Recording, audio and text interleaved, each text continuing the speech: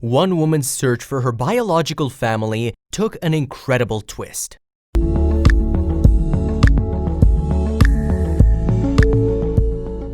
Christina Toth never considered herself the kind of person who cries at weddings, so she was surprised when she felt her eyes start to sting while watching her sister walk down the aisle last December. "I felt so privileged to be there. I was the only family in attendance," says Toth. "I didn't really think it would hit me like that.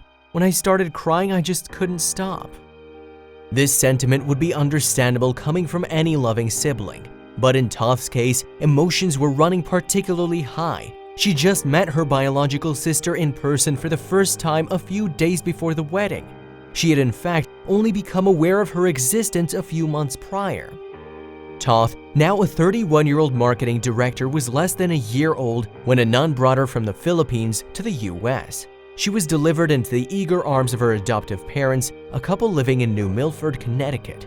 Toth would spend the next 2 decades living in the suburban enclaves of the northeastern US, a chasm away, both physically and culturally, from the crowded streets of Manila, where she was born.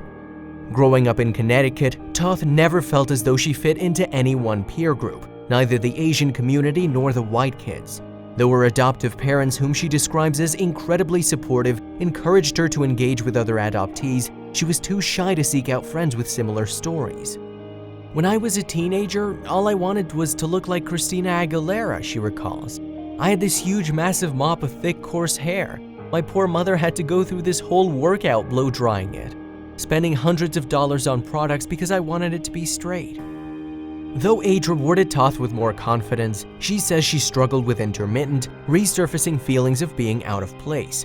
For her 30th birthday, her parents gave her a subscription to 23andMe so she could learn more about her roots.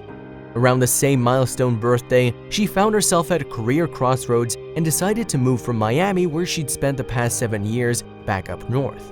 Temporarily living under her parents' roof, she felt the timing was right to start researching her birth family, an idea she'd toyed with for years. "I wanted to make sure they were part of the journey, and I also wanted them there for emotional support," says Toth on the decision to involve her adoptive parents. Toth steeled herself for the process, aware that it could be a long, drawn-out journey.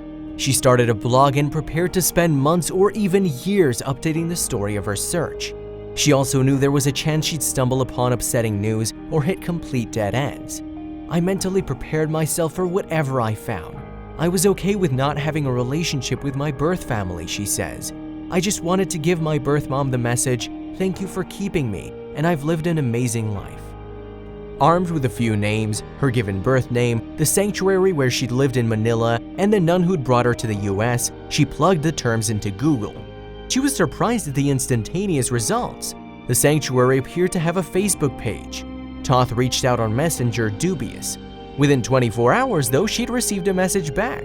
"Yes, we have your records, and your birth family has been looking for you. Would you like to connect?" What happened next, says Toth, was a whirlwind. Within a week, she was FaceTiming with her birth mother in the Philippines. "We really didn't know what to say to each other, to be honest. Her question to me was, 'Are you okay? Are you good? Are you healthy?' That's what she really wanted to know." During the call, Toth learned about her half-sister Francine, who's 3 years younger. Francine was also living in the US, in Miami no less, where Toth had moved from just weeks earlier. "I couldn't believe it," says Toth. "We were 20 minutes away from each other. I'm sure we'd cross paths in the streets." The first FaceTime session with Francine, says Toth, was perhaps even more emotional than the one with her birth mom. There was less of a language barrier, and just that irony of her living in Miami, we had a lot in common. Both sisters, who were raised as only children, discussed how they'd yearned for siblings while growing up. Toth learned that Francine had been raised in the Philippines but had moved to the US to pursue a career in the physical therapy. Their birth mom had given Christina up for adoption because she'd been unprepared to raise a baby at the time. But later, when she'd established more stable circumstances, she'd had another child and decided to raise her in Manila. Toth also learned that her sister was engaged. The wedding was in just a couple of months. 5 minutes after the pair had gotten off the phone, Francine called back and asked if Christina would be a bridesmaid. She agreed immediately.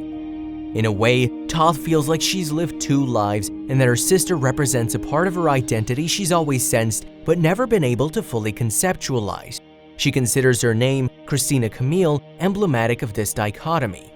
My parents wanted to keep the Camille part of my identity with me as a token of continuity.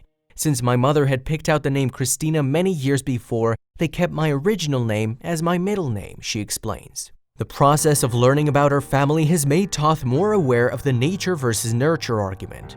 I've spent a lot of time thinking about that, she says.